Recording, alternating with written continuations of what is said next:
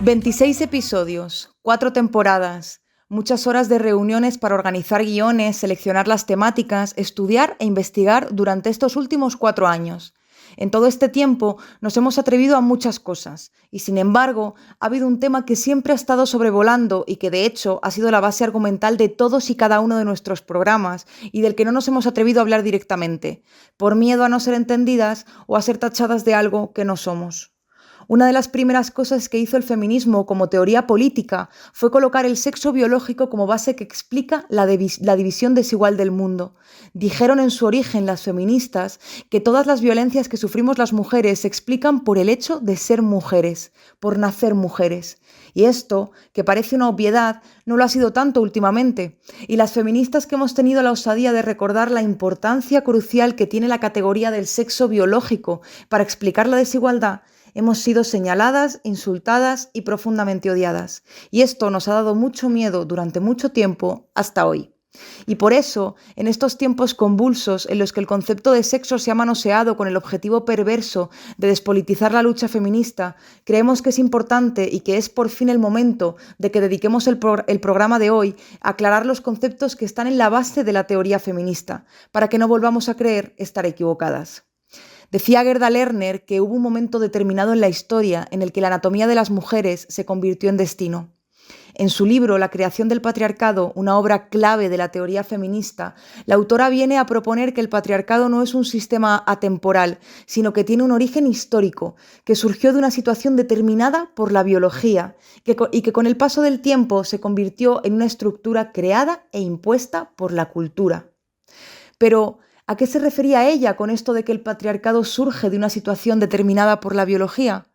Pues a que hubo un momento de la historia en el que los hombres fueron apropiándose de la capacidad reproductiva de las mujeres, allá por el Neolítico. Y esto te lo voy a contar así en modo cuentecito porque yo creo que es más sencillo de entender, pero el desarrollo completo y bien argumentado lo tienes en el libro de Lerner. Durante cientos de años las sociedades fueron nómadas, iban por ahí de un sitio a otro y se alimentaban de los animales pequeños que cazaban y de lo que iban recolectando de los arbolitos que se encontraban. Después de algunos cientos de años de glaciaciones y cambios climáticos, las sociedades empezaron a asentarse en los territorios. Este es el paso del nomadismo al sedentarismo de la prehistoria. El caso es que ya con las sociedades asentaditas en un territorio y ya sin tanto lío de moverse de un sitio para otro, las personas pudieron empezar a observar los ciclos de la naturaleza, que salía el sol a una hora y se escondía a otra, que había temporadas en las que llovía y tachán, que si enterraban semillas en la tierra y esperaban, pues luego salían cosas que se podían comer. El descubrimiento de la agricultura. Y en este proceso de observación, pues observaron otra cosa increíble, que las mujeres se quedaban embarazadas, que si esperaban un tiempo, pues luego salían pequeñas cosas por sus coños y que tachán, ellas mismas podían alimentar a esos bebés con su leche. Las sociedades comenzaron a dividirse un poco las tareas justo en base a esto. Imaginemos una escena típica neolítica. Las mujeres se quedaban en la cueva cuidando de las criaturas que iban naciendo y los hombres salían en busca de la caza del mamut para alimentar a su prole. Y aquí es importante parar un segundo, porque esta escena nos la han contado muchas veces, pero no fue exactamente así. Y aquí es donde empieza el lío, y donde esa división de tareas aparentemente bien intencionada, que surge de un inocente, bueno, si vosotras gestáis a las criaturas os quedáis cuidándolas, empezó a construir no solo una división, sino una jerarquía.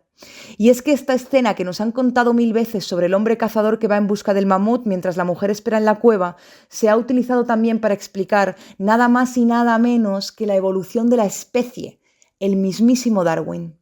Los hombres, que tenían frío por las noches cuando salían a hacer expediciones, descubrieron el fuego. Los hombres, que tenían que correr detrás de los mamuts, empezaron a caminar sobre las patas traseras y a utilizar las delanteras para portar armas. Armas que ellos mismos, los hombres, diseñaron. Y cuando volvían a la cueva, agotados, todavía tenían tiempo, los hombres, de ponerse a hacer pinturas por las paredes. Todo lo hacían ellos. En la historia que nos contaron, el protagonista fue el hombre, pero nosotras nos preguntamos, ¿qué hacían mientras tanto las mujeres? Y es que pareciera que mientras los hombres lo hacían todo, ellas estaban en la cueva dando teta y mirando a un punto fijo en la pared. Los hombres fueron los grandes héroes y los grandes responsables de la evolución. Y esto, que parece una tontería, es lo que se conoce como el mito del varón cazador y sirve para explicar, en su origen, cómo se les fue atribuyendo a los hombres todos los logros y todos los avances, porque lo importante era lo que ellos hacían, lo que pasaba fuera de los límites de la cueva, lo que hicieran las mujeres, ¿a quién le importaba? ¿Te suena, no? Porque de aquellos barros, estos lodos. Afortunadamente, la antropología y la arqueología feministas han desmontado este mito. Ya a principios del siglo XX, Alexandra Kollontai le dio un buen giro intelectual a este mito del varón cazador. Y es que para ella la evolución de la especie la protagonizaron las mujeres. Y es que está más que demostrado que las mujeres no solo salían también a cazar con los hombres, sino que cuando se quedaban en la cueva también hacían cosas. Cuando se les agotaban las provisiones, se convertían en las únicas proveedoras de alimento, y eso hizo que posiblemente tuvieran que desarrollar capacidades como la observación y la reflexión. Tal vez fueron ellas las que concibieron la idea de la agricultura y quienes empezaron a trabajar la tierra. Tal vez también fueron las primeras arquitectas y constructoras para proteger a sus familias, y tal vez también fueron las primeras en practicar la artesanía y las primeras protagonistas de las primeras tendencias artísticas de la humanidad. Además, el hecho de estar solas para cuidar y curar a sus criaturas también pudo provocar que empezaran a experimentar con plantas y se convirtieran en las primeras farmacéuticas y médicas de la humanidad. Porque Kollontai se cuestiona: ¿qué tira con más fuerza de nuestras facultades? ¿Salvar a un hijo en peligro o ir jornada tras jornada detrás de un mamut? Igual, puestas a seguir haciendo suposiciones locas, tal vez podemos pensar que la posición erecta no la desarrolló el varón para portar sus armas, sino las mujeres al tener que utilizar las manos para controlar a sus criaturas. ¿Y el lenguaje? También nos han contado que lo inventaron ellos, los hombres, para desarrollar las estrategias de caza. Pero oye, que igual las madres también tuvieron algo que ver al tener que transmitir órdenes y conocimientos a sus criaturas. Y es que relato por relato, los dos son igual de válidos o de inválidos, así que os invito a que saquéis vuestras propias conclusiones.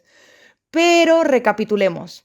Con la llegada del sedentarismo, las tareas empezaron a dividirse y poco a poco a jerarquizarse. Las mujeres en la cueva porque eran las que gestaban y los hombres a todo lo demás, a lo que se empezó a considerar importante, productivo, socialmente valioso. Pero es que con el sedentarismo no solo cambiaron las tareas, cambió también la forma de organizar la vida. Porque al quedarse en el mismo lugar y con el descubrimiento de la agricultura, las comunidades empezaron a trabajar la tierra y descubrieron que podían acumular excedentes, que la tierra podía guardarse y acumularse. Y aparece la propiedad. Ya no se trataba solo de sobrevivir, sino de aumentar la población, de tener más brazos para trabajar la tierra, de heredar propiedades, territorios y bienes. Y es aquí donde la capacidad reproductiva de las mujeres empezó a convertirse en un recurso estratégico. Hasta ese momento, la maternidad había sido una experiencia vivida, compartida y relativamente autónoma. Pero poco a poco los hombres comenzaron a reclamar derechos sobre los hijos, sobre la sexualidad de las mujeres y sobre su capacidad de gestar. Controlar a las mujeres significaba controlar la descendencia, y eso significaba controlar la herencia, el linaje y el poder. Y es aquí donde, como explica Gerda Lerner, se produce uno de los giros más importantes de la historia, la apropiación de la capacidad reproductiva de las mujeres. Las mujeres pasan a ser intercambiadas entre grupos, entre tribus, entre familias, para garantizar alianzas, descendencia y fuerza de trabajo. Y así, la capacidad reproductiva de las mujeres empieza a ser apropiada y organizada desde fuera, en beneficio de un sistema que estaban haciendo. A partir de aquí, la división sexual del trabajo dejó de ser una organización flexible de tareas y pasó a convertirse, como decíamos, en una jerarquía.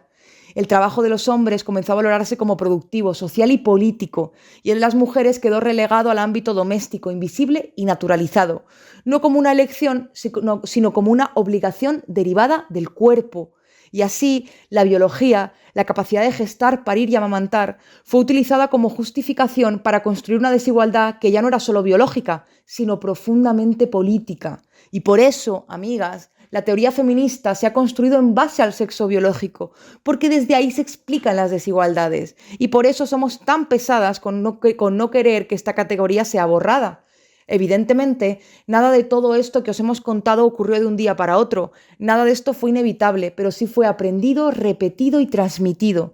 Y entonces la pregunta no es ¿qué pasó en la prehistoria? La pregunta es ¿cómo ese reparto desigual llegó a parecernos lógico? ¿Cómo se nos convenció a las mujeres de quedarnos en la cueva? Cantaba bastante en este temazo puncarra titulado No, cómo no tiene tiempo para nada, ni para cocinar, ni para cuidar, ni para sus amigas, ni para ir a terapia, ni para respirar, ni siquiera para saber qué le gusta. ¿Os suena?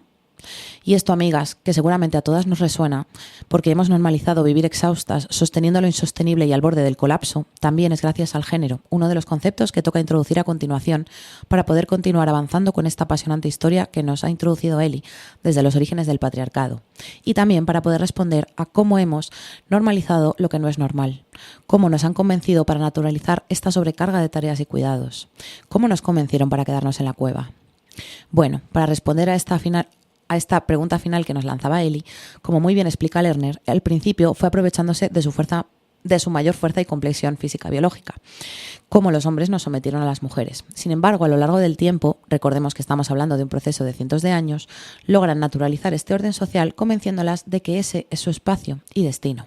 Allí donde son valiosas, haciendo lo que deben hacer, honrando al género, para que finalmente fueran las propias mujeres quienes quisieran hacerlo y no imaginaran otra posibilidad. ¿Os resuena si no lo hago yo, quién lo va a hacer? Las mujeres relegadas al espacio privado, a parir, cuidar, maternar, cocinar, recolectar, y los hombres cazando mamuts y trayendo comida. Un orden que con el tiempo nadie se atrevía a desafiar, porque era lo que tocaba, porque era lo normal. Para comprender cómo se produce la socialización de género, amigas, primero me vais a permitir que me ponga un poquito teórica científica, porque creo que aunque muchas veces lo damos por hecho, es fundamental pararnos un momento para recordar y asentar dos conceptos fundamentales que debemos conocer, recordar y sobre todo no mezclar. Estos dos conceptos son sexo y género. El sexo es el conjunto de características biológicas y fisiológicas que definen a las hembras y machos de la especie humana en función de su desarrollo reproductivo y viene determinado principalmente por nuestro sistema cromosómico, siendo XX en mujeres y XY en varones.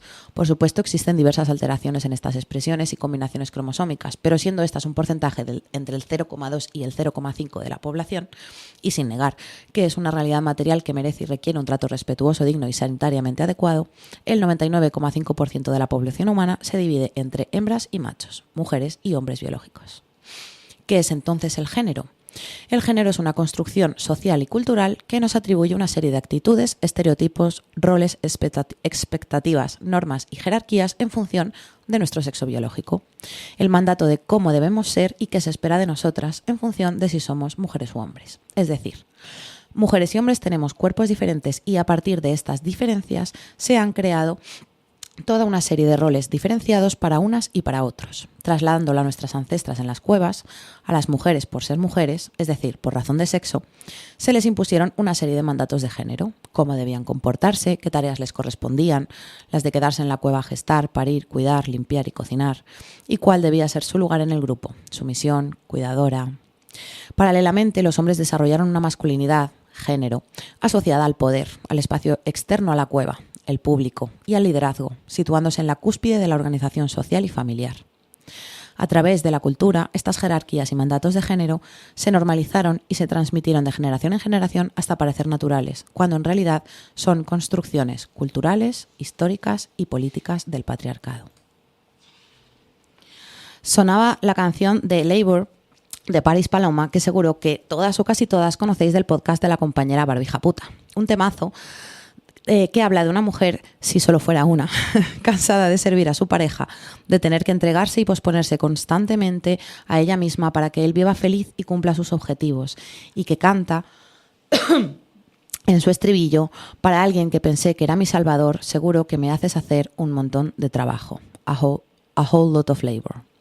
La verdad, para ser los hombres los creadores y salvadores del mundo, hay que ver el curro que nos está costando a las mujeres. Volviendo a nuestra historia, nos queda explicar cómo aprendemos el género las personas ahora que ya no vivimos en la cueva ni cazamos mamuts, ¿no? Como ya os adelantaba antes, este proceso se conoce como socialización de género. La socialización de género o socialización diferencial es el proceso mediante el cual desde que nacemos aprendemos qué se espera de nosotras y de nosotros en función de nuestro sexo biológico, es decir, cómo aprendemos el género. No es algo natural ni espontáneo, es aprendido, reforzado y vigilado por la sociedad. Esta es la razón por la que las mujeres permanecieron en la cueva durante cientos de años. Si nuestras antepasadas desde niñas solo veían a sus madres en la cueva, se les enseñaba a cuidar la cueva, se las alababa cuando hacían una pintura bonita en las paredes de la cueva, y se las castigaba si se escapaban a perseguir antílopes, recordándoles que ese no era su lugar, ¿cómo no iban a aprender a quedarse en la cueva? Pero la socialización de género no es solo cómo eduquemos en casa, que por supuesto es fundamental, sino que comienza antes del nacimiento, cuando ya se impriman una serie de expectativas sobre la futura o el futuro bebé en base a su sexo, desde cómo se le habla o qué se le dice hasta el color de las cosas que se les compra, y que se materializa cuando venimos al mundo a través de los mensajes que recibimos directa e indirectamente de nuestra familia, en la escuela, de las vecinas, y lo que nos llega también a medida que vamos aprendiendo la cultura, a través de las series, las películas, los libros, las canciones, los refranes y la cultura popular. De cómo se nos trata en el parque y en el cole, qué nos cuentan las historias, las leyes, el lenguaje, la religión, la publicidad y los medios de comunicación. Cómo nos tratan y cómo vemos que tratan a otras mujeres, los hombres y las instituciones. Si yo veo que mamá se enfada y quiere irse de la cueva, pero papá y el resto de la manada se lo prohíben. Si las canciones hablan de la docilidad con la que las mujeres cocinan para esos hombres valientes que cazan mamuts, ¿cómo no voy a tener claro que mi lugar en la sociedad está dentro de la cueva? Toda la sociedad está constantemente remarcando y reproduciendo los roles de género. Se premian los comportamientos que encajan con los mandatos de género y se castigan o ridiculizan los que se salen de la norma. A través de estos sistemas de refuerzo y castigo se da un proceso de internalización, de manera que muy pronto estas normas se interiorizan y se viven como propias, como si fueran naturales. Por lo que cualquier criatura que viene a este mundo apenas tarda unos poquitos meses en comenzar a comprender cómo se espera que se comporte en función de si es niña o niño, es decir, en interiorizar el género, la feminidad o la masculinidad. Y también aprenden e interiorizan muy pronto la masculinidad hegemónica, término acuñado por R.W. Connell, socióloga australiana y una de las autoras más influyentes en los estudios de género, para explicar aquello que ya nos introducía Eli, el modelo cultural que enseña que lo masculino es mejor y más valorado que lo femenino. Realmente hay un vídeo muy interesante que vi hace unas semanas sobre un experimento con peques en el que se mete a niños y niñas en habitaciones azules o rosas y se comprueba cómo los niños no se sienten nada cómodos jugando con cosas rosas. De hecho, se niegan ni siquiera a explorarlo. En la habitación rosa y los juguetes rosas que encuentran les ponen tristes, consideran que están devaluando su lugar y no quieren jugar con ellos, por más que hablemos de una pelota, si la pelota rosa ya no es para ellos. Y sin embargo se veía como las niñas, y estamos hablando de peques de muy poquititos años, no sé si tendrían entre 3 y 5, no tenían más, eso seguro, y se ve como las niñas exploran sin ningún miedo la habitación azul, los juguetes azules, los coches, las pelotas. ¿Por qué? Porque aunque saben que no es para ellas, entienden que es valioso porque es masculino, mientras que para los niños el interactuar con estos juguetes implica una pérdida, una bajada de estatus. Las niñas exploraban sin miedo, mientras que los niños conectaban como lo femenino es frágil, devaluado, una vergüenza en ellos. Por eso nos encontramos con hombres constantemente luchando por desidentificarse de lo femenino, luchando para demostrar que son unos buenos machotes. Y es que cuando repasamos la historia que nos han contado a todas, no solo queda claro que los hombres eran los cazadores de mamuts, sino que cazar mamuts era lo valioso. No lo era sostener la vida y los cuidados, ni parir ni maternar, ni cuidar el espacio íntimo y privado. Lo importante era cazar mamuts. Si habéis seguido hasta aquí la historia, ya tenemos todas claro que el género es el corsé, la cárcel que blinda el comportamiento humano en base a nuestro sexo, limitando nuestras vidas y robándonos la libertad. Y también tenemos claro por qué y cómo estos roles de género están tan integrados en nuestra sociedad y nuestra identidad, que creemos que es lo normal. Ahora, es fundamental ahondar un poquito más y no quedarnos en la superficie de lo que entraña el género, ya que si limitamos sus implicaciones al rosa o al azul, a la Barbie o al Ken, dejamos de lado las cruciales y peligrosas consecuencias que tiene el género sobre nuestras vidas. Las mujeres crecemos bajo mandatos que nos exigen ser empáticas, pacientes, complacientes, y aprendemos a responsabilizarnos del espacio doméstico y privado. Se nos socializa para ocupar el lugar de lo emocional y del cuidado, de la pareja, de las hijas e hijos, de las personas mayores o dependientes y del propio hogar. Aprendemos, en definitiva, a poner a las demás personas en el centro, incluso a costa de nosotras mismas. Desde esta posición de subordinación y desigualdad estructural respecto a los hombres, resulta profundamente difícil establecer relaciones verdaderamente igualitarias con ellos, tanto en el plano sexoafectivo como en el conjunto del orden social. No porque las mujeres no sepamos relacionarnos de otro modo, sino porque no se puede construir igualdad desde una posición de desventaja aprendida. El género sienta las bases que nos colocan en una posición de vulnerabilidad frente a la violencia, tanto dentro de las relaciones como fuera de ellas. El hecho de que desde niñas nos regalen cocinitas, planchas y escobas, muñecas y bebés para jugar a cuidar y limpiar es el inicio de nuestro adoctrinamiento para la apropiación del cuidado del espacio doméstico, pero es también la feminización de la pobreza, ya que estar en la cueva implica cobrar menos y o tener que soportar dobles y triples jornadas laborales. En España las mujeres dedicamos casi el doble de horas semanales al trabajo no remunerado del hogar, limpieza, cuidar, cocinar, aproximadamente 26 horas y media por semana respecto a las 14 que dudo que lo hagan todos ellos. Género es también que las mujeres encontremos múltiples dificultades para desarrollar nuestros proyectos profesionales y preservar nuestra autonomía, y que además seamos duramente criticadas en caso de hacerlo. Género es tener que enfrentar y sostener la presión constante por ser madres, el sincretismo de género que nos impide que seamos maravillosas y abnegadas cuidadoras y amas de casa a la vez que trabajamos fuera y somos fuertes e independientes. Género es sostener el cruel y constante escrutinio sobre nuestras vidas y cuerpos, la constante presión para encajar en la feminidad y perpetuarla. Género es también el síndrome de la impostora. Y el género es también el marco que nos expone a sufrir múltiples formas de violencia, llevando a muchas a mutilar sus cuerpos para encajar en los cánones de belleza y a normalizar niveles extremos de estrés y sobrecarga, con el impacto que ya está demostrado que esto supone en nuestra salud física y mental. A terminar atrapadas en el sistema prostitucional, a ser violentadas, violadas, controladas, casadas y mutiladas forzosamente, e incluso asesinadas por el mero hecho de ser mujeres. El género no es neutro, organiza la desigualdad y legitima la violencia contra las mujeres. El género es una estructura que mata, y por esto las feministas no buscamos reproducirlo ni performarlo, sino abolirlo. Género es, en definitiva, lo que canta París Paloma. Y para terminar con lo que venía hoy a contaros, fijémonos en qué aprenden los hombres a través de esta socialización. A los niños se les enseña, por otro lado, y en contraposición a las niñas, a jugar a ser superhéroes, que viven increíbles aventuras, a competir en carreras, a construir los mundos que imaginan con legos. Se les enseña a ser buenos en los deportes, a ser más brutos, más fuertes y a no llorar si se hacen daño. Se les enseña a ponerse en el centro de sus vidas, a convertirse en hombres que deben encargarse de trabajar para sustentar la casa, ya que cuidar no es lo suyo. Se les enseña a correr riesgos, a liderar, a experimentar. Se les enseña que el mundo les pertenece, que siempre son nombrados porque son importantes. Ya sabemos, el masculino genérico. Y que deben poder con todo. Ellos crecerán bajo el mensaje importante de que sus voces y opiniones, sus profesiones, proyectos e intereses son primordiales, son importantes, amparados bajo referentes históricos en cualquier lugar imaginable. Crecerán potenciados por esta legitimidad a perseguir sus sueños, a preservar su autonomía y fuerza, a competir en los mercados, a exigir lo que creen que se merecen. Aprenden a ponerse en el centro a sí mismos y naturalizan que dominan la esfera pública y política. Pero también, para ellos, el género es el camino que les condena a sufrir una enorme dificultad para reconocer y expresar emociones, con el sufrimiento que ello les genera. Les lleva a la falta de conocimiento sobre los cuidados del hogar y la familia, a desarrollar conductas disruptivas y de riesgo, a ser violentos, al consumo de drogas, a cometer más delitos y más violentos. Ellos sostienen también la presión para encajar en la masculinidad y perpetuarla. Esta masculinidad se sustenta en la mentira de la superioridad y el todopoder masculino. Por lo tanto, tener que demostrar constantemente una masculinidad que se resquebraja es algo que genera mucho sufrimiento y ruptura con la identidad. Ya que, si no puedo o no quiero ser masculino, ¿qué soy?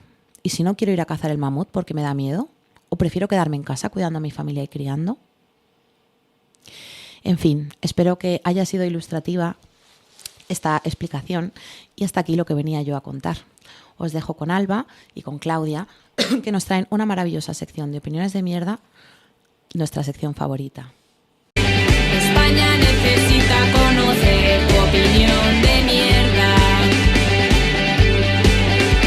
La gente necesita que le des tu opinión de mierda. Y para seguir reflexionando sobre el tema que nos ocupa y que también han enmarcado y explicado Laura y Eli, os traemos 4 opiniones de mierda que todas estamos cansadas de escuchar y que aquí vamos a desmontar con argumentos y datos, porque como ya sabemos, dato mata relato. La primera opinión de mierda diría algo así como: es que lo que pedís es imposible de conseguir. Vaya, que nos dicen que perseguir la abolición del género es algo utópico, inalcanzable, poco realista. Esta afirmación asume que si algo parece imposible hoy, nunca podrá lograrse, lo cual es históricamente falso. Parece que se olvida que los movimientos sociales están precisamente para imaginar lo utópico y hacerlo posible, para cambiar el orden establecido. Los derechos laborales, por ejemplo, se soñaban utópicos durante la Revolución Industrial. Las vacaciones pagadas, la prestación por desempleo, el derecho a baja laboral, la jornada laboral de 8 horas, el salario mínimo interprofesional, la protección frente al despido, el derecho a huelga, la legalización de los sindicatos, la prohibición del trabajo infantil y un largo etcétera, se veían como inalcanzables. Pero se lograron. Ojo, sabemos que no en todo el mundo y que desgraciadamente en muchos lugares todavía se está luchando por conseguir todos estos derechos que aquí damos por sentados. Pero la cuestión aquí, lo que queremos explicar, es que todos estos avances en el terreno laboral se lograron gracias a todas aquellas personas que se organizaron para luchar contra el orden establecido y cambiarlo. Y ahí es donde está la clave, en la lucha común y organizada. Y retomar esta idea más adelante para señalar que el gran mal de nuestro tiempo es la desarticulación de la idea de comunidad y de clase y su reemplazo por la individualidad más absoluta. Decir que la abolición del género es imposible sigue la misma lógica que antaño desestimaba los derechos laborales como utópicos, que incluso animaba a quienes luchaban por ellos a rendirse porque, total, luchaban por un ideal inalcanzable. Sin embargo, la historia nos demuestra que lo que hoy parece inalcanzable puede convertirse en realidad mediante organización, presión social y visión colectiva. Así como generaciones de trabajadores imaginaron un mundo con los derechos laborales que hoy tenemos, hoy es legítimo soñar y luchar por un mundo donde niñas y niños no sean socializados en las imposiciones del género y donde nacer mujer no marque ni determine tu destino. Porque resulta que en todas las culturas hay mandatos de género en base al sexo, y en todas ellas nacer mujer, que no sentirse o identificarse como tal, es sinónimo de subordinación. Abolir el género es abolir la estereotipia que ha condicionado la existencia de las mujeres por el hecho de nacer mujeres, y que esto sea difícil o desafíe el orden vigente no lo vuelve irrealizable. Lo que ocurre es que amenaza estructuras de poder profundamente arraigadas. ¿Pero es que acaso la abolición de la esclavitud, por ejemplo, no suponía también una enorme amenaza al orden establecido? El desmantelamiento de la estructura de poder más arraigada. Y sin embargo se logró, ¿no? El género es una construcción social, cultural, artificial y creada. No es inmutable, no es inevitable, y por ello también puede ser desmantelado. Igual que a lo largo de la historia se han logrado superar otras construcciones y costumbres por muy arraigadas que estuvieran socialmente, como por ejemplo la aberrante idea de que existe más de una raza en la especie humana y que unas son superiores frente a otras, que las segundas deben subordinarse a las primeras o que incluso las primeras tienen el derecho no solo de esclavizar, sino de eliminar a las segundas. Precisamente, la lucha feminista también ha logrado hitos que se creían imposibles: permisos de maternidad y de paternidad, derecho al voto, acceso al mercado laboral, al ámbito académico, derecho al aborto. Ojo, una vez más no queremos caer en europeocentrismos, y aquí también es importante recordar que no en todas las partes del mundo se han logrado los derechos adquiridos en accidente. Pero es más, cuestionar la división sexual del trabajo, el hecho de que las mujeres hayan accedido a profesiones antes vetadas para nosotras, poner en el centro del debate el problema de los cuidados, la crianza y la carga mental que siempre recae sobre nosotras, ¿no son ya ejemplos del avance hacia la abolición del género? Es curioso, o más bien revelador, que justo en el momento en el que empiezan a darse este proceso y la sociedad comienza a entender, por ejemplo, que no hay profesiones de varones y profesiones de mujeres, que no hay juguetes de niños ni juguetes de niñas, que no hay ropa ni colores distintos para chicas y chicos, justo en ese momento aparece una nueva doctrina que nos dice que no, que hay cerebros azules y cerebros rosas, y que jugar con según qué tipo de juguete es indicativo de ser un niño o una niña, que querer vestir de determinada manera te convierte en chico o te convierte en chica.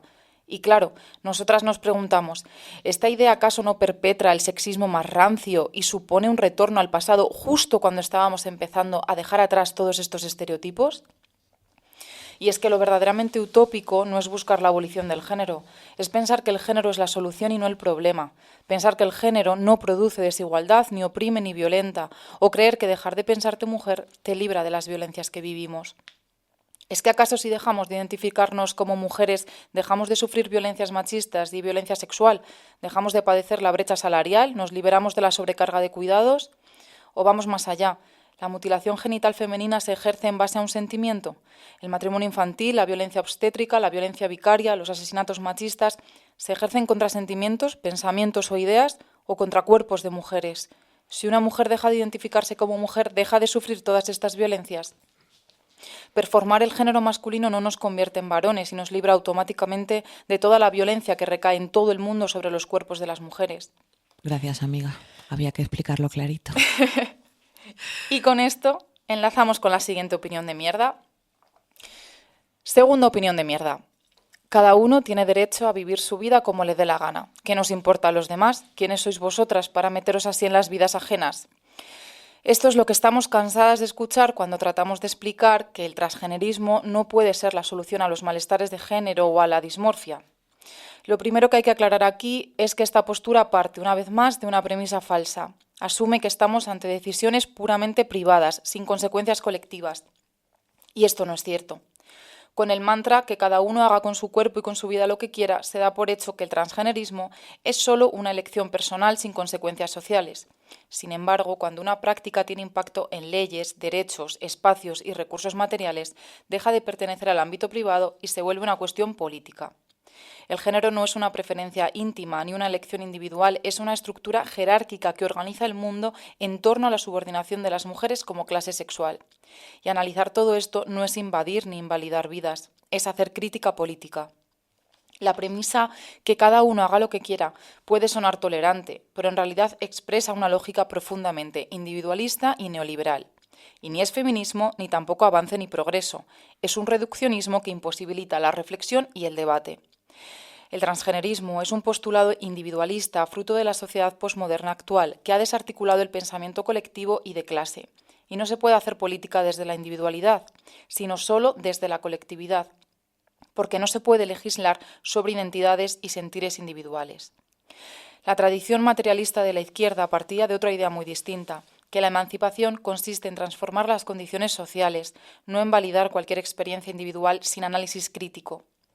Esta nueva izquierda identitaria, por llamarla de algún modo, la izquierda del que cada uno haga lo que quiera, del puede ser lo que tú quieras, ni es izquierda ni es política, porque resulta imposible conceptualizar ni politizar desde la experiencia subjetiva. Y ahí aparece la trampa.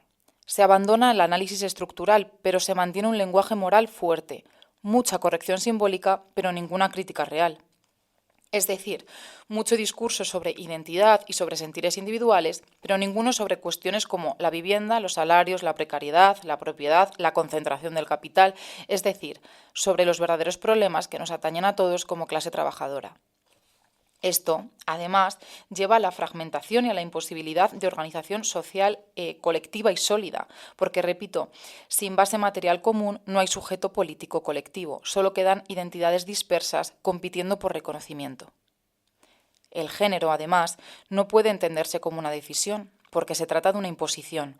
Las mujeres no elegimos ser socializadas en la inseguridad corporal, no elegimos crecer odiando nuestros cuerpos, no elegimos vivir bajo cánones de belleza imposibles, ni que nuestra autoestima esté constantemente erosionada. Eso es producto de una estructura social. Por eso el feminismo siempre ha dicho que lo personal es político, porque muchos malestares que parecen individuales son en realidad colectivos.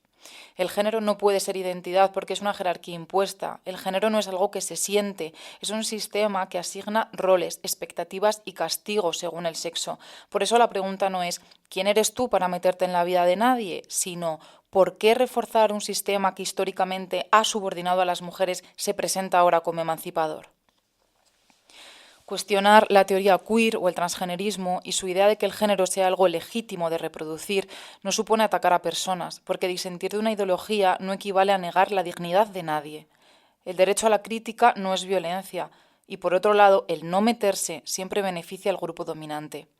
Históricamente decir «no te metas, no es asunto tuyo» ha sido una forma de silenciar a las mujeres cuando cuestionan sistemas que las perjudican. Cuando ahora no se deja espacio a la crítica y se intenta silenciar al feminismo abolicionista sin más argumento que la descalificación, se está negando la reflexión y el debate. Y aquello que no puede debatirse o criticarse, aquello que no admite otros puntos de vista, no es teoría, es dogma. La pregunta política no es ¿por qué os importa?, sino ¿a quién beneficia?, ¿qué estructuras refuerza?, ¿qué desigualdades oculta?, ¿qué consecuencias materiales tiene para las mujeres? En este caso, la teoría queer postula que el sexo es irrelevante como categoría biológica y jurídica, y que lo central es la identidad sentida. Pero como hemos visto con él y con Laura, el sexo no es un detalle menor ni una cuestión simbólica, sino que es precisamente la categoría sobre la que se ha construido históricamente la jerarquización social y la opresión hacia las mujeres. Las mujeres no somos oprimidas por cómo nos sentimos, sino por nuestros cuerpos sexuados, por nuestra capacidad reproductiva, por cómo la sociedad ha organizado la división sexual del trabajo, por la violencia masculina, por la explotación sexual, por la desigualdad económica. Cuando se elimina el sexo como categoría política y jurídica, lo que se borra no es una abstracción, lo que se diluye es la base misma que permite analizar la desigualdad entre hombres y mujeres como estructura social. Y eso tiene consecuencias muy concretas. En estadísticas, en políticas públicas, en espacios segregados por sexo, en recursos destinados a proteger a las mujeres, en legislación contra la violencia machista, en el análisis de la explotación reproductiva y sexual. Por eso este debate no es una cuestión de gustos personales ni de sensibilidad individual. Es un debate político sobre cómo nombramos la realidad y cómo organizamos la protección de los derechos. Además, a esta opinión de mierda suelen acompañarla afirmaciones como «es que tú no sabes lo que es vivir con dismorfia corporal, no sabes lo que es mirarte al espejo y no reconocer o incluso odiar tu cuerpo». Pues bueno, precisamente la socialización en el género educa a las mujeres para vivir con dismorfia corporal, para vivir odiando sus cuerpos, queriendo cambiarlos, sin estar nunca satisfechas con la imagen que nos devuelve el espejo. En un mundo en el que no existieran los cánones de belleza hegemónicos, no existirían las operaciones estéticas, los tratamientos estéticos e incluso la anorexia. Del mismo modo que en un mundo sin estereotipos de género no existiría el transgenerismo ni la necesidad de mutilar nuestros cuerpos para performar cánones de belleza impuestos y hacerlos caber en ellos.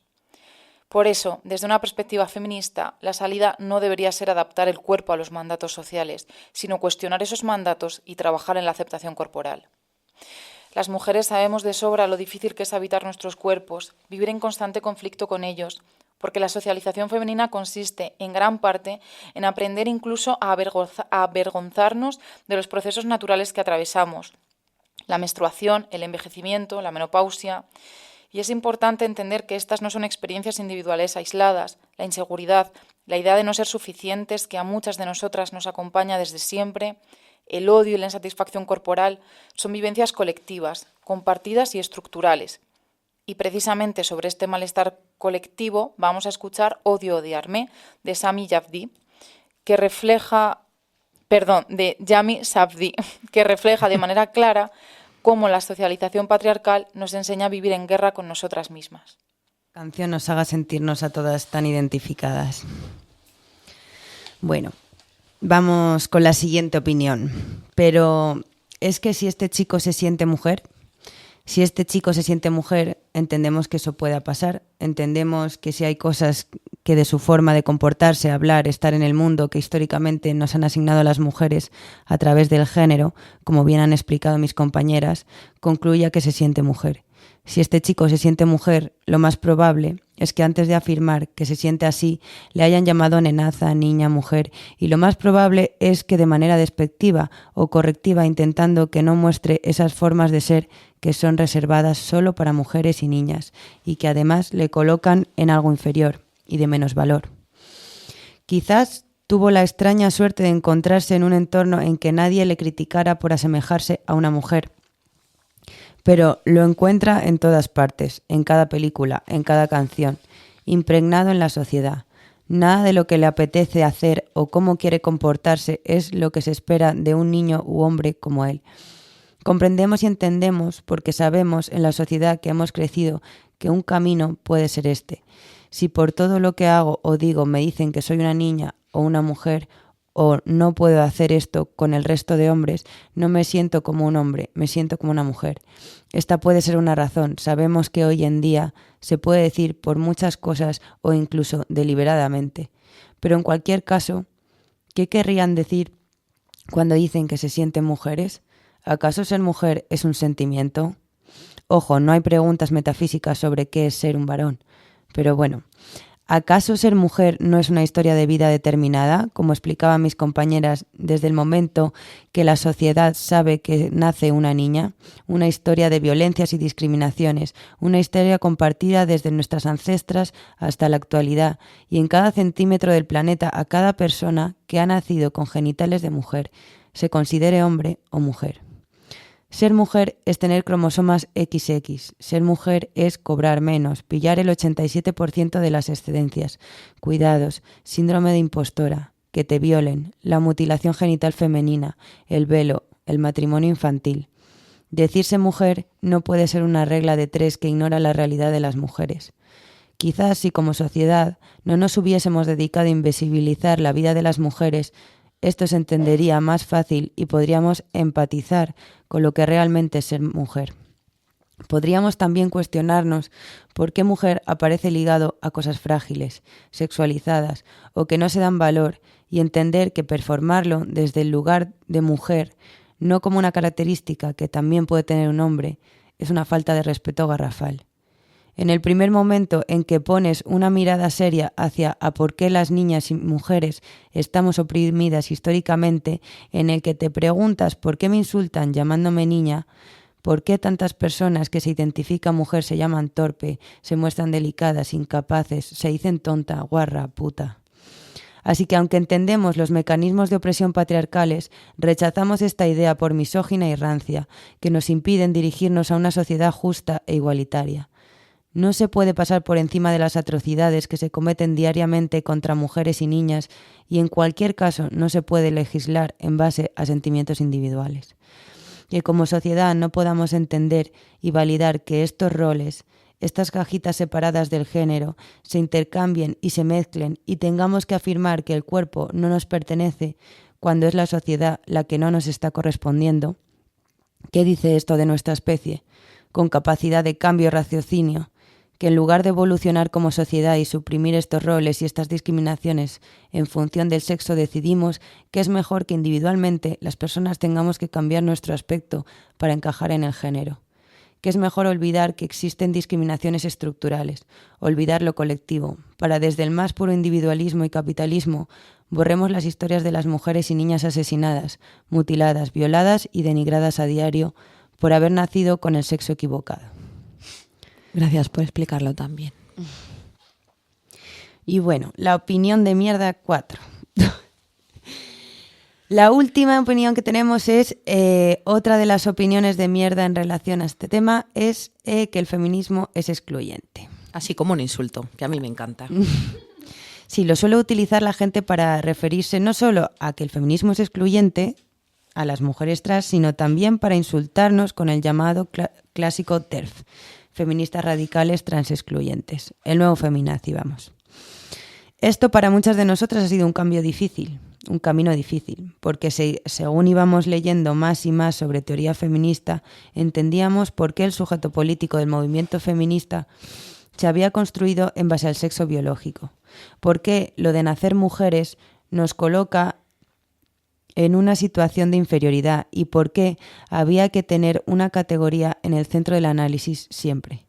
Pero claro, perfilar un sujeto político para el movimiento feminista, las hembras humanas, nos obliga a excluir a los demás. Y a nosotras, las mujeres, socializadas en la complacencia y en el cuidar de todo el mundo, se nos da fatal esto de excluir y nos hace sentir muy malas personas. Si lo pensamos, cada movimiento político tiene su propio sujeto político y por tanto también es excluyente del resto. El movimiento vegano, el sujeto político son los animales, no humanos. Por ejemplo, el movimiento obrero, el sujeto político es la clase trabajadora. En el movimiento antirracista, el sujeto político son las personas racializadas. Esto se ve claro, ¿no? Yo puedo compartir lucha con el movimiento vegano y antirracista y aceptar que no solo soy un sujeto político, sino que en innumerables ocasiones formo parte del grupo opresor. Pues bien, si esto se entiende, ¿por qué cuesta tanto con el movimiento feminista? ¿Por qué se nos exige que no excluyamos a nadie, que seamos las madres de todas las luchas? Efectivamente, el movimiento feminista tiene objetivos en común con otros movimientos, pero eso no puede significar que el feminismo deba atender a todos los problemas de la humanidad, ni a todas las víctimas del patriarcado, porque víctima del patriarcado es toda la humanidad, la naturaleza, etc. El feminismo lucha por la liberación, empoderamiento y emancipación de las mujeres. Si pretende llenarse en todas las luchas, se vacía totalmente de contenido y una vez más estaríamos quitando la importancia a los asuntos que nos emancipan y atañen al feminismo para sostener en nuestro movimiento a los otros. Siempre ha sido difícil para la sociedad asimilar que la mujer se ponga en el centro. Siempre se ha tachado de egoístas, víboras, malas a aquellas que se priorizan y por lo tanto tampoco nos sorprende que también se cuestione que las mujeres no dejemos de lado nuestra lucha para dar paso a otra que no solo no tiene nuestras bases, sino que nos pone en riesgo y echa para atrás todo lo que llevamos tantos años luchando y aún tenemos que luchar. Ayer Sarah Lauper subió un vídeo que no hablaba de esto, pero me hizo pensar sobre cómo se nos ve a las feministas que nos preocupa el borrado del sujeto político del feminismo, el borrado de la mujer, tachándonos de odiadoras. Ella dice en un momento que el fantasma ha llegado tan lejos que pone en el mismo lugar a quienes amenazan, insultan y encarnan de alguna manera al fantasma que a quienes reciben estas vejaciones. Le llaman polarización. Como explicaba antes Alba, muchas veces ni se nos da lugar al debate, tachándonos de odiadoras, como veníamos comentando, de excluyentes. Y las feministas nos hemos preguntado muchas veces qué hacer con esta polarización, pero ¿puede ser que no sea polarización? Parece más silenciamiento, tergiversación o desinterés real por la lucha de las mujeres. Solo estamos defendiendo lo único que nos va a permitir seguir luchando por las mujeres y las niñas, el poder seguir siendo nombradas, que no se borre lo que tanto nos ha costado hacer visible, que existamos y porque existimos con este cuerpo somos discriminadas, violentadas y asesinadas. Bueno, menuda sección que nos han traído hoy Claudia y Alba. De verdad, chicas, muchas gracias por este programa que hemos hecho No Sin Miedo y que es profundamente... creo que es para reflexionar cómo hablar de esta realidad que nos atraviesa todos los días y que han conseguido que nos dé tanto miedo poner sobre la mesa, nos hace sentir valientes. Sí. Y ojalá que, pues que con el tiempo esto vaya siendo tan claro como nos ha parecido a nosotras a medida que íbamos construyendo este guión. Y con esto, amigas, compañeras, primas, arrancamos juntas el 2026, un añito más de Aquelarre al Carreño. 4 temporadas, como ya recordaba Eli, 26 episodios. Esperamos que hayáis disfrutado casi tanto como nosotras de este ratito de aquelarre al calor del fuego que juntas prendemos y, más importante aún, mantenemos con vida mes a mes gracias a vosotras que nos escucháis y acompañáis. Dicho esto, os recordamos que nos estáis escuchando y seguiremos sonando el último sábado de cada mes a las 12 de la mañana en Onda Cabanillas, la 107.0 de la FM, y que podéis escucharnos en la plataforma iVoox, en nuestro canal Aquelarre al Carreño y en el de Onda Cabanillas cuando queráis. Podéis seguirnos y estamos en contacto a través de nuestro Instagram, rafem_guada, o mandándonos un mail a rafemguada@gmail.com, que ya sabéis que nos encanta leeros y escucharos. Y con esto nos despedimos. Hasta el próximo mes, amigas. Y os dejamos con este temazo de Valeria Castro, Tiene que ser más fácil, porque ojalá, de verdad, que esto fuera un poquito más fácil. Abrazos.